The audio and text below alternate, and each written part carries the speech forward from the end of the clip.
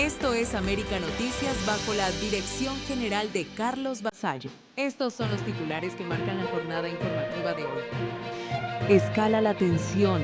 Donald Trump amenaza con destruir la energía de Irán y desde Teherán advierten, lloverá fuego. Petróleo ruso llega a Cuba, pero bajo el control de Trump. ¿Qué significa realmente?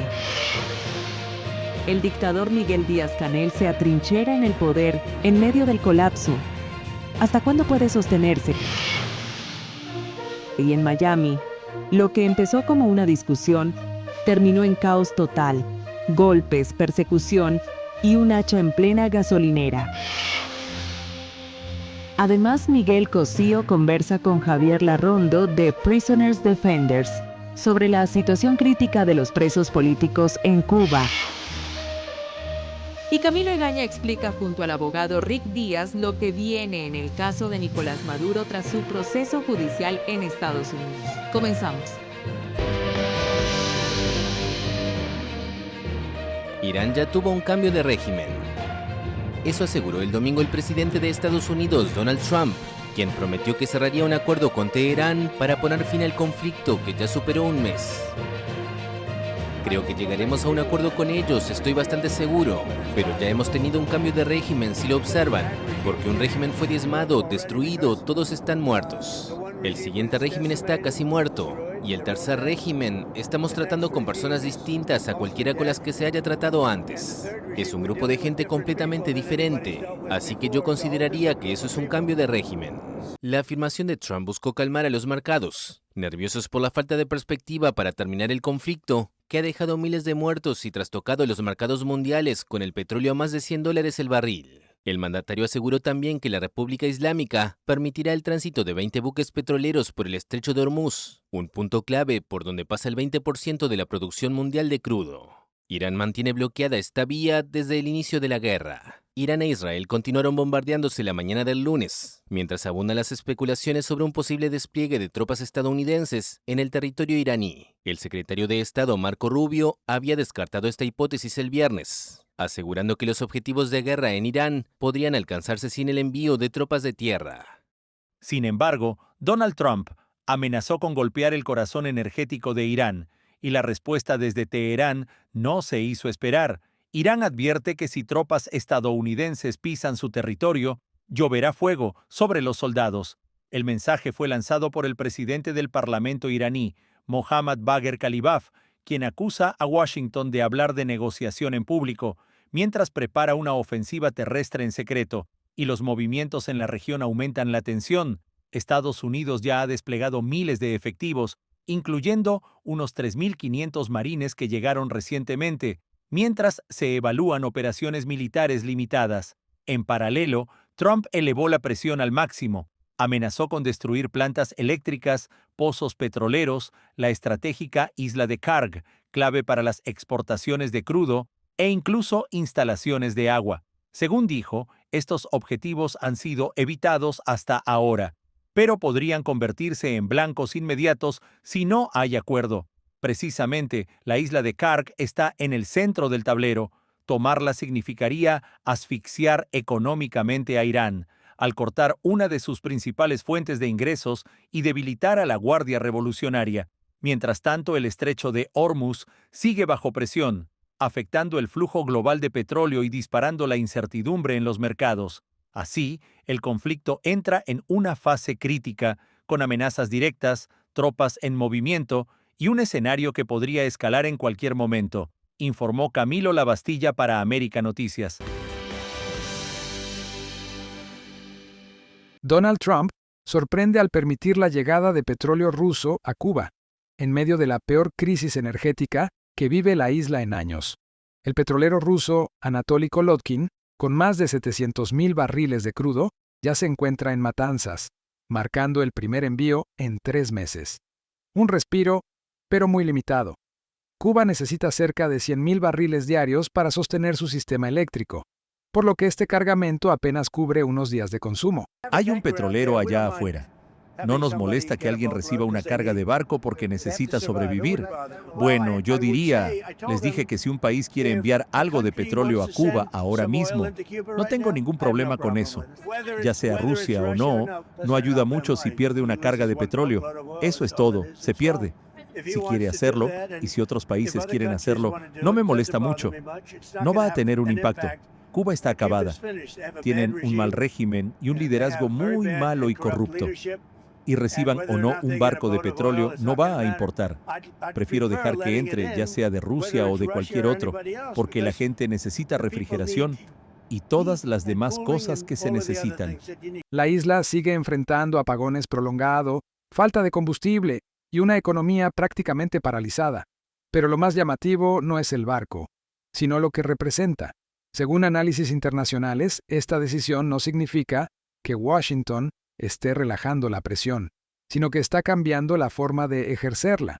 Ya no se trata solo de cerrar el flujo de petróleo, sino de controlarlo, permitir envíos puntuales mientras se bloquea un suministro constante, mantiene al régimen bajo presión, pero sin provocar un colapso total inmediato.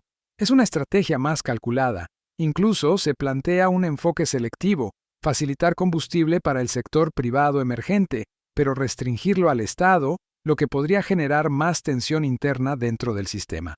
En paralelo, Estados Unidos envía un mensaje claro: cualquier apoyo energético a Cuba pasa, directa o indirectamente, por su aprobación. Esto ocurre después de meses de medidas más duras.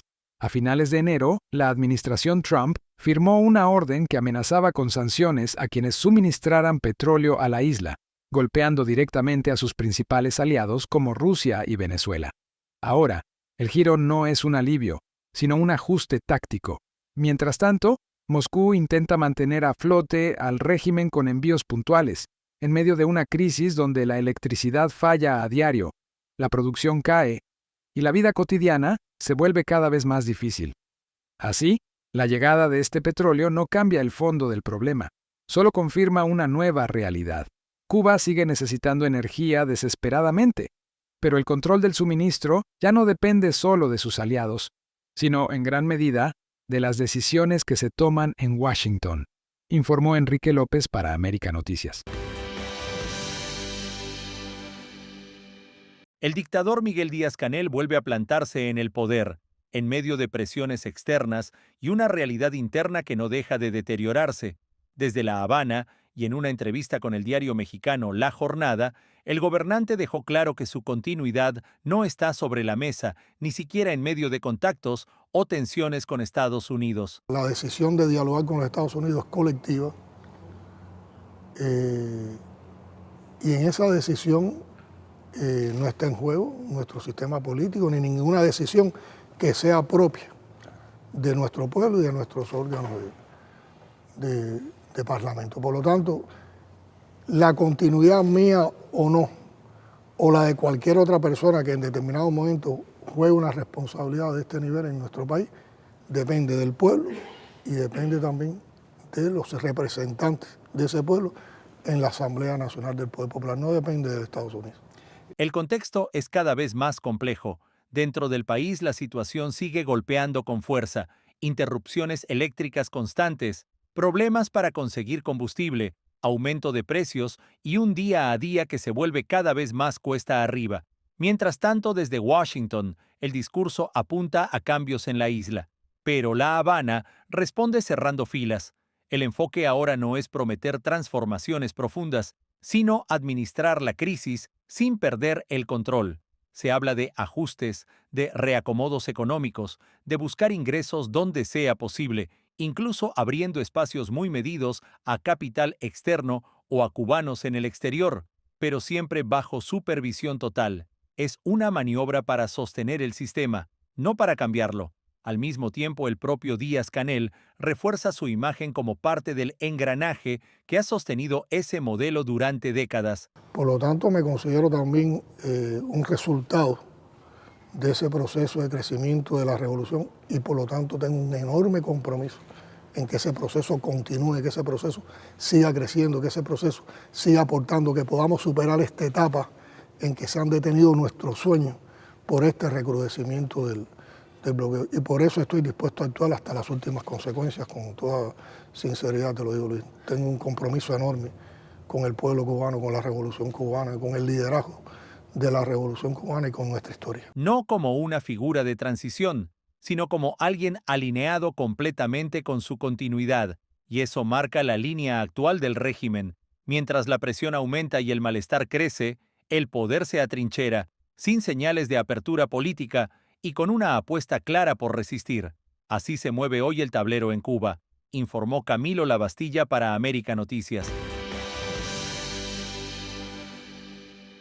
Lo que comenzó como una discusión en una gasolinera terminó en una violenta escena digna de una película. Una mujer fue arrestada en Miami-Dade tras protagonizar un altercado que escaló rápidamente a golpes, persecución y hasta el uso de un arma improvisada. Todo ocurrió en la estación de gasolina de un Costco en el oeste de Miami. Según las autoridades, la acusada, identificada como Valeria Andrea Aguilar, estaba gritando a otros clientes y generando tensión en el lugar, cuando otra mujer intervino y pidió al empleado que le revocaran la membresía por su comportamiento.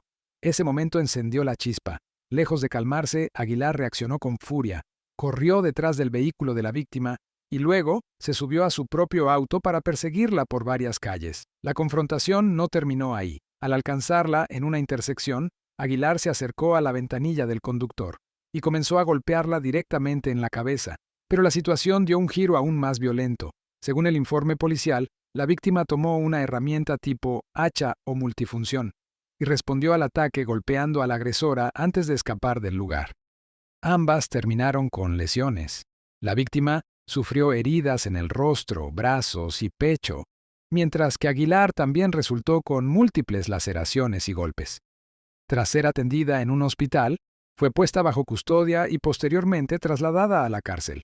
Ahora enfrenta un cargo grave de agresión con lesiones, que en Florida puede implicar hasta 30 años de prisión. Un juez ya ordenó que permanezca detenida sin derecho a fianza y le prohibió acercarse tanto al establecimiento como a la víctima. Este caso vuelve a encender las alarmas. Miami-Dade figura entre las zonas con mayores incidentes de agresividad vial en todo el país, donde situaciones cotidianas pueden escalar en segundos.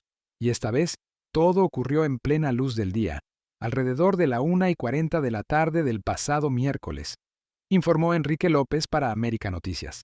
Esto es Voces de Cuba, la verdad que se vive y se cuenta sin miedo. Entonces nosotros queremos que Trump, presidente de Estados Unidos, Trump, tome una medida que pueda ayudar a Cuba. Cubanos, nosotros queremos libertad, ¿entiendes? Queremos libertad, trabajo, que cambie el sistema político.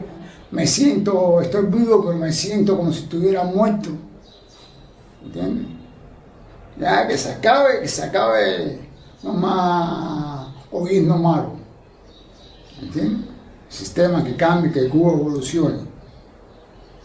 Cubanos pudieran hablar como hablo yo, sin miedo, porque hablar de Cuba, yo no estoy cometiendo delito, ninguna infracción, no estoy violando ningún derecho.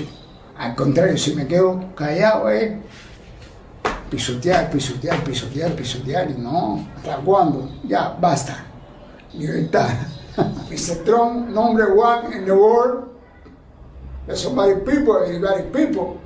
I like it, I like it, Trump, Mr. Trump, I like it. Quisiera ver a Trump hablar, abrazarlo. Gracias, Mr. Presidente Trump, gracias. Trump bueno, cristiano. La dictadura castrista, no hay negocio.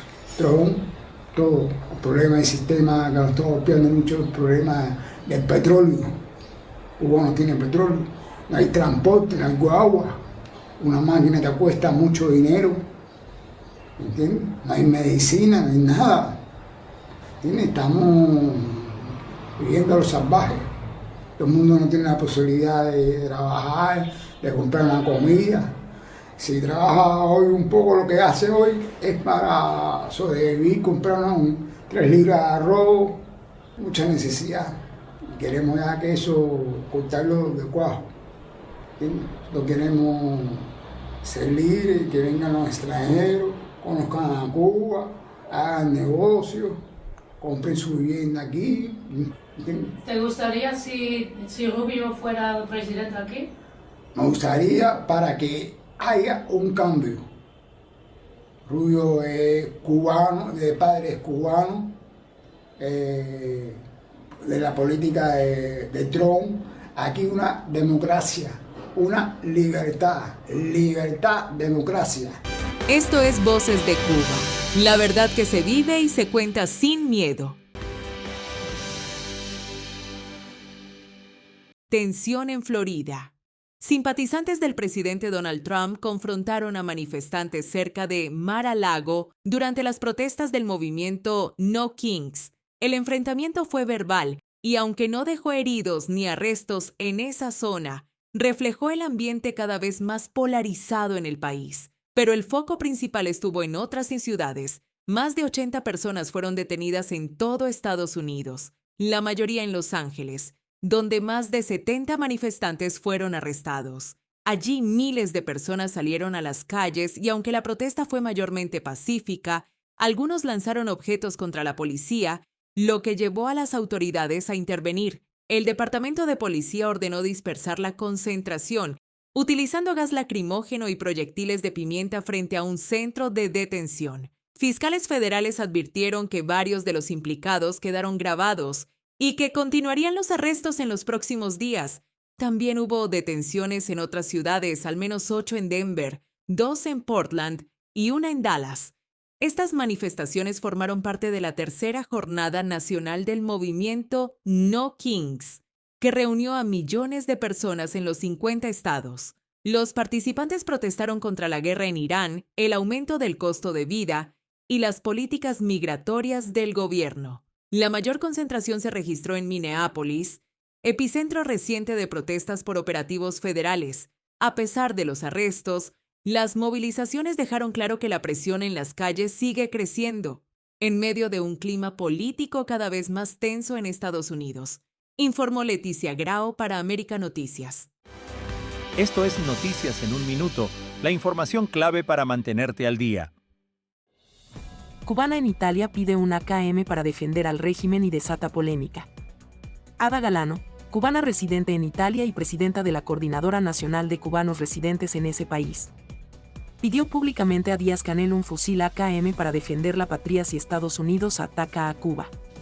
Su declaración, hecha en un acto en La Habana, encendió la polémica porque llega en medio de apagones, escasez y una crisis social profunda.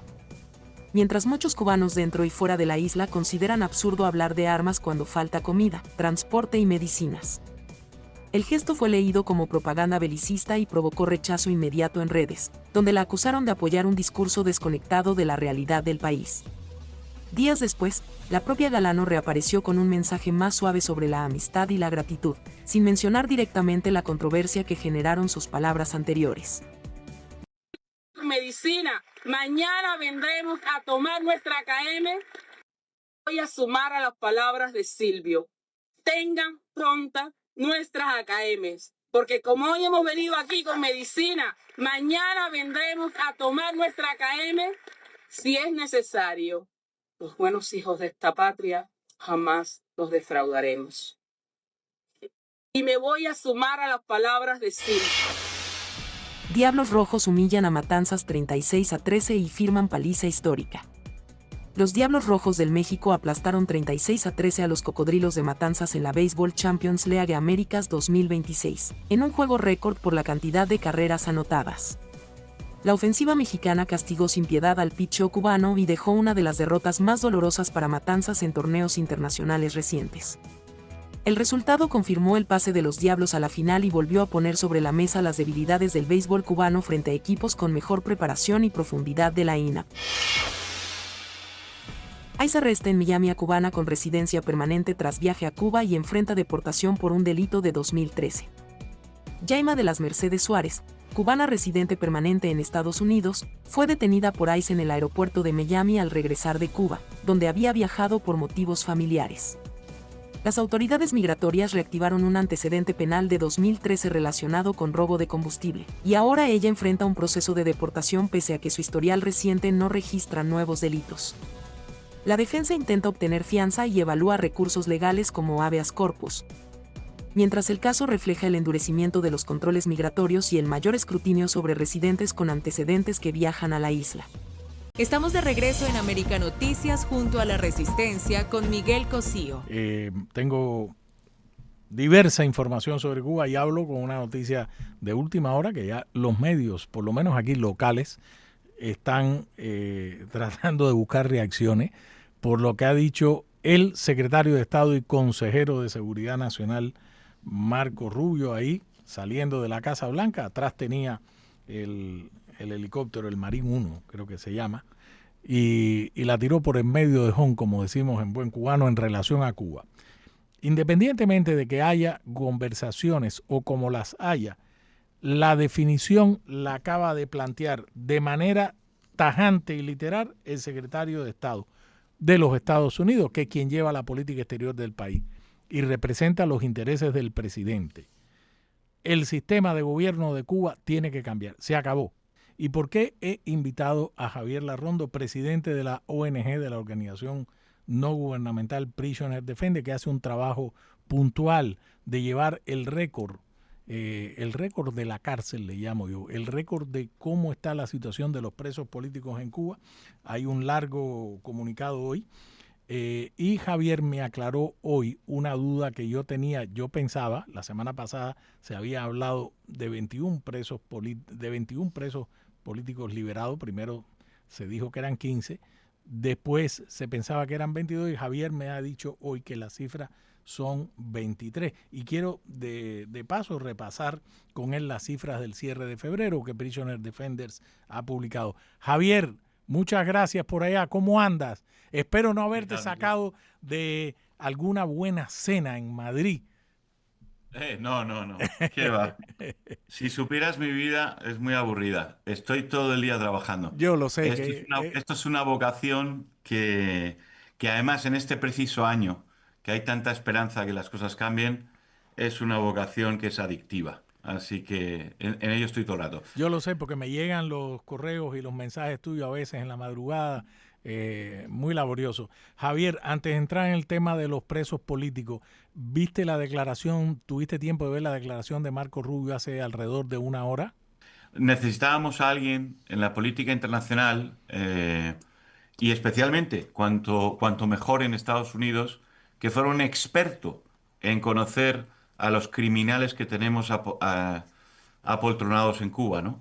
Y claro, yo tengo una confianza absoluta de que él los conoce a la perfección y que no va a tomar ninguna decisión que sea errática, como se toman a veces cuando se toman decisiones sobre terceros países, en que no conoces algunos aspectos, te pierdes algunos detalles estratégicos y puedes meter la pata. Esto no va a pasar con Cuba y Marco Rubio. Entonces, lo que está diciendo es lo que todo experto en la temática cubana conoce como Marco Rubio. Por lo tanto, él está siendo incluso demasiado transparente, ¿no? Él no tenía por qué...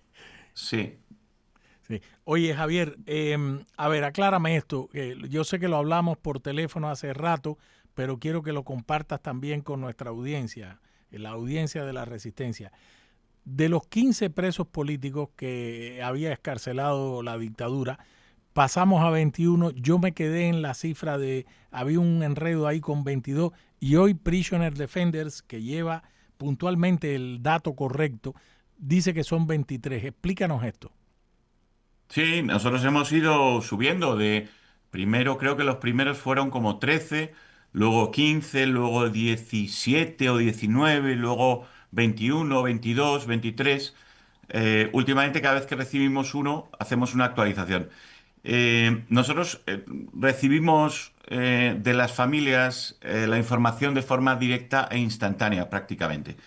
Y si no es de las familias, que a veces tardan un poco más porque se quieren reunir con el ser querido, no quieren contárselo a nadie, tienen miedo, etcétera, y eso es normal, pues enseguida en las prisiones enseguida nos avisan familiares de otros presos y tal.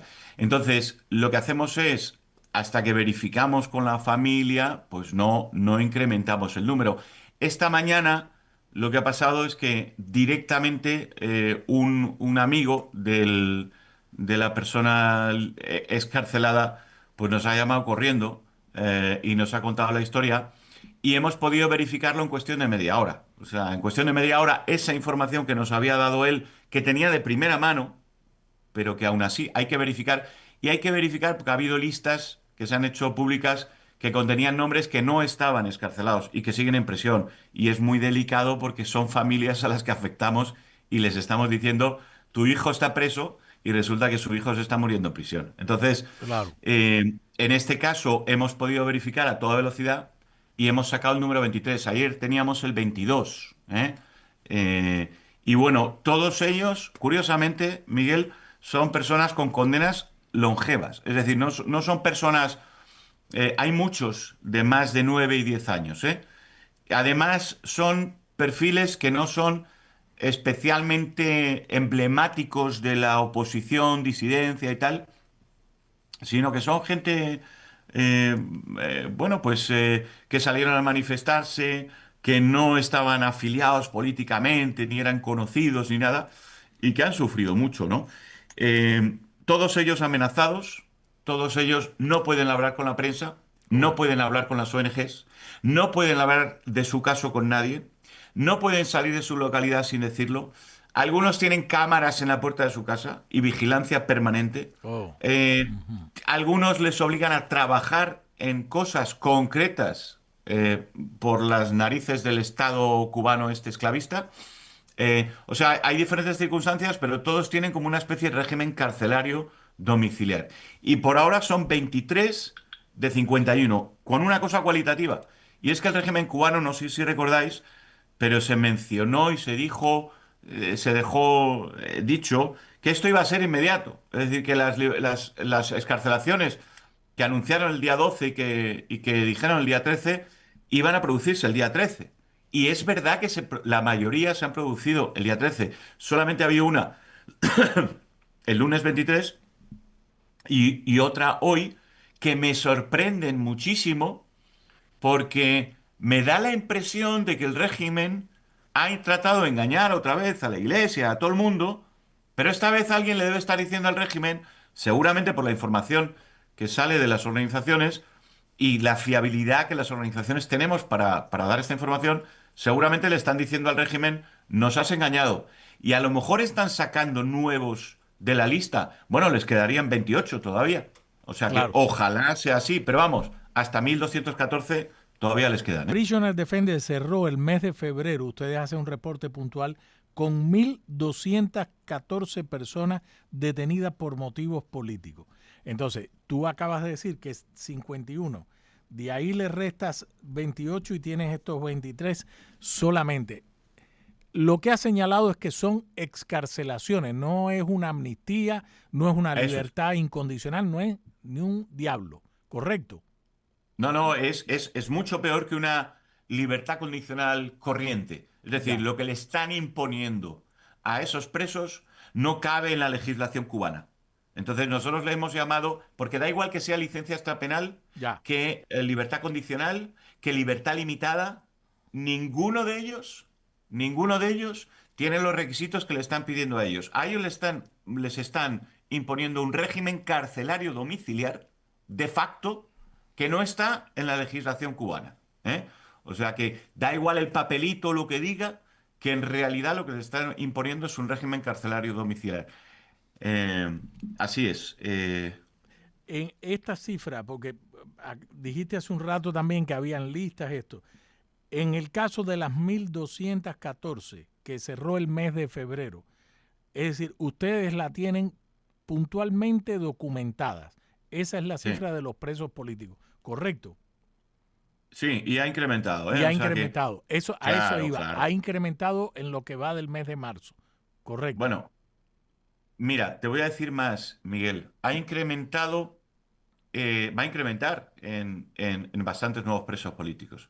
Pero lo que hemos descubierto es que el agujero de presos políticos que hay en las UPICos, en los centros de detención, eh, en todas partes, es de tal magnitud que solamente en Ciego de Ávila, en el técnico de Ciego de Ávila, hace una semana, 5 días, una cosa así, una persona que estaba allí me dijo que había 200 personas, que muchos venían de Morón y que eran 200 personas detenidas por cacerolazos, manifestaciones y demás. ¿Vale? Entonces, si se está produciendo una razzia eh, en Cuba en las diferentes cacerolazos, manifestaciones y tal, y hay un agujero de presos, seguramente sea un agujero inmenso. O sea que ahora mismo el foco primordial nuestro tiene que ser encontrar esos 200 nombres, cuando solamente han salido a la luz pues aproximadamente 15, 20, 20, 25, 30, no sé, algunas decenas, pero no han salido 200 nombres solo en Ciego de Ávila. Solo en Ciego de Ávila. Entonces, Imagínate en La Habana, que también las patrullas de la seguridad del Estado y la policía están ya cada noche, vamos por 20 noches de protestas y desafíos en toda la isla.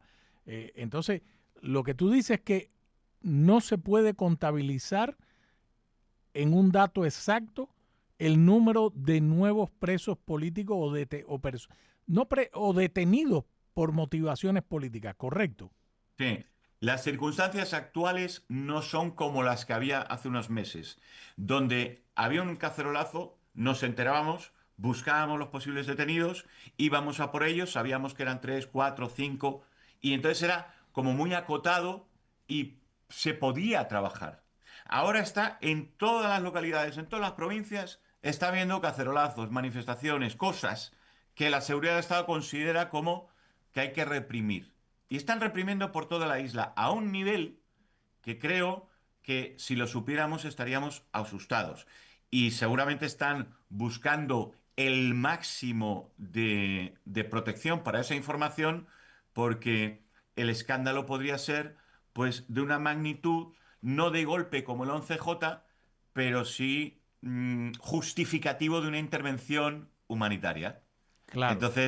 Entonces, claro, Cuba debe estar protegiendo esa información a todos los presos que ahora ha excarcelado, a todos les ha amenazado 27.000 millones de veces. O sea, les ha metido en la cabeza, les ha tratado de meter en la cabeza a todos el máximo de miedo, porque sabe que una posible intervención humanitaria se da cuando un pueblo sufre crímenes de lesa humanidad a una magnitud como las que está sufriendo ahora el pueblo de Cuba. Y si eso saliera a la luz pública, pues sería un motivo de intervención en Cuba, ¿no? Bueno, pues Extraordinario lo eso es dice. lo que digo, que está sucediendo, que desgraciadamente estamos sabiendo y vamos a por ello, pero que a día de hoy no podemos decir, mira, estos son los 200 nombres que están en el técnico de Ciego de Ávila, estos son los no sé cuántos que están en La Habana, en Versalles, en Santiago, en tal, en cual, en todos los sitios de la isla, porque nos quedaríamos escandalizados. Pero hoy en día estamos trabajando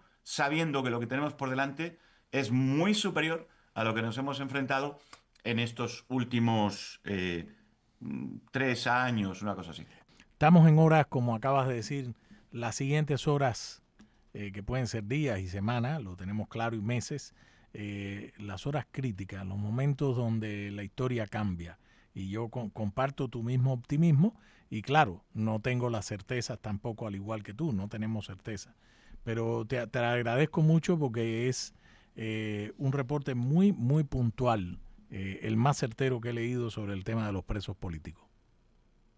Muchas gracias. Pero bueno, hay mucha gente acertando Yo muchas sé, cosas y trabajando muy bien. eso O es, sea que tampoco. Aquí lo importante es que todos pongamos nuestro granito de arena lo mejor que podamos para construir derribar ese muro que está encarcelando a todos nuestros compatriotas, ¿no? así es. Te mando un fuerte abrazo y nada, a descansar por allá.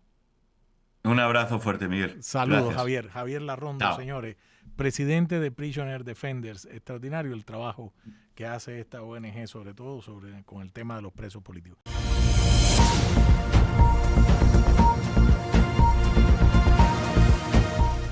Estamos de regreso en América Noticias junto a Panorama al Día con Camilo Egaña. La verdad es que no siempre se consigue un invitado como el que les voy a presentar ahora. Un invitado de primerísimo nivel.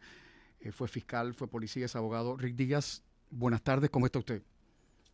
Buenas tardes, muchas gracias por la invitación. Bueno, le he invitado porque Nicolás Maduro y su mujer Cilia Flores han vuelto a la corte hoy, a 83 días de su captura, y lo más importante, en mi opinión, no sé en la suya, es que el juez, ese juez de 92 años, ha dicho: no voy a desestimar el caso. ¿Qué le parece a usted? Bueno, primera derrota. Ya esta es la cuarta derrota para la pareja Maduro y Flores. El primero fue el indictment, el segundo fue la invasión y la captura, el tercero fue obviamente fianza negada y ahora pues cuarta ronda de una pelea que van a tener muchas vueltas. También esto ha sido un golpe muy duro. Esto no quiere decir que va a fallar diciendo que no pueden cobrar los honorarios por los medios de Venezuela. Esa pelea es un poco más adelante, pero mi impresión es que van a perder esa pelea igual, pero este golpe es muy fuerte porque obviamente anoche no durmieron pensando que iban a ganar. Me imagino. Esto es un golpe muy duro para ellos. Oiga, señor Díaz, si usted cree que el argumento de que se está violando el derecho a la defensa de Maduro y su mujer va a prosperar, porque a mí, la gente dice que eso es muy frágil, ¿no? Ese argumento. El argumento es muy débil porque si tú no tienes dinero para pagar un abogado o tienes el dinero pero está legalmente congelado, o en este caso el OFAC bloquea el acceso a los fondos, te van a nombrar un abogado de oficio. En este país, cada día en las cortes condales, estatales, federales, hay personas que son arrestadas y no pueden contratar un abogado de su selección o de su deseo. No tienen los fondos suficientes y se les pone un abogado de oficio, y eso no es una violación de los derechos constitucionales. ¿Por qué vamos a tratar a Maduro y a Flores diferente o mejor que a nuestros propios ciudadanos americanos? Exacto. Si aquí todo el mundo va con un abogado pro bono y no pasa nada. Óigame, ¿cuánto tiempo puede durar la fase de presentación de pruebas? Porque yo no sabía esto. Tengo entendido que algunos abogados defensores hacen su propia investigación en este país. Sí, yo siempre hago los míos. La entrega de pruebas normalmente son a los 14 días después de la presentación de cargos, que ya pasó hace tiempo, pero en casos complejos donde hay mucha prueba abundante y especialmente si hay mucha data electrónica, digital, forense, producir esa prueba, ese volumen de pruebas, todo tiene que quedar numerado bajo un sistema que se llama Bait Stamp, para que no haya ninguna confusión en lo que la fiscalía dice que entregaron y en lo que la defensa dice que recibieron. Entonces, a veces estamos hablando de gigabytes, terabytes, ¿ok? De documentos, imágenes, grabaciones, fotografías, reportes de laboratorio de las drogas confiscadas, reportes de vigilancia, en fin. Cuando esto sucede, la Corte lo que hace es que extiende la fecha para juicio, que normalmente son 70 días después de la presentación de cargos, y a los acusados, al haber presentado esta gestión, renunciaron a su derecho de un juicio rápido. Vas a tener, vamos a decir, 10 testigos, colaboradores, 15, y esas personas en un día hacen sus examinaciones. Muchas de las pruebas va a quedar de manera resumida. Yo no creo que mira, el juicio en Noriega creo que corrió 3 meses o 4 meses. Pero este juez tiene hasta donde yo sé, este juez es un juez que trabaja horas largas y es un juez muy estricto en cuanto al reloj. El juez que tenía el caso de Noriega, Hubler, empezaba tarde, tomaba hora y media de almuerzo. Este juez es un juez que tiene una agenda bastante fuerte, bastante limitada, con pocos, los descansos son de poco tiempo y trabaja muy duro. Oiga, este juez Hellerstein, algo así se llama, tiene 92 añitos. Sí, Dios no quiera, pero si este juez falleciera durante el proceso, ¿habría que empezar de cero o se retoma el proceso donde ya está? No, lo que hacen es que reasignen otro juez al caso y ya. Suponiendo que Maduro empiece a cantar, como ha cantado el Pollo Carvajal, que hay que darle con un bate de béisbol para que se calle. Si Maduro empieza a cantar y a decir todo lo que sabe y todo lo que ha oído, ¿usted cree que la justicia americana le va a quitar años y va a flexibilizar la condena? Si yo soy el fiscal, yo le digo a Maduro: mira, tú te vas a morir en la cárcel, así colabores con nosotros. Lo que vas a hacer es, colaborando, es vas a evitar un juicio para ti y para tu esposa. Vamos a quitarle los cargos a tu hijo. Tiene que salir de Venezuela. Mira a ver si quieres España, Francia, Turquía, Rusia.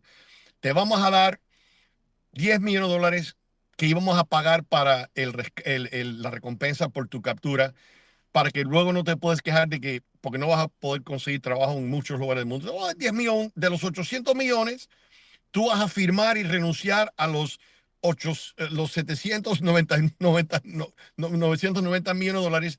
Te vas a quedar con 10. A tu esposa le vamos a dar libertad también, pero tú te vas a morir en la cárcel.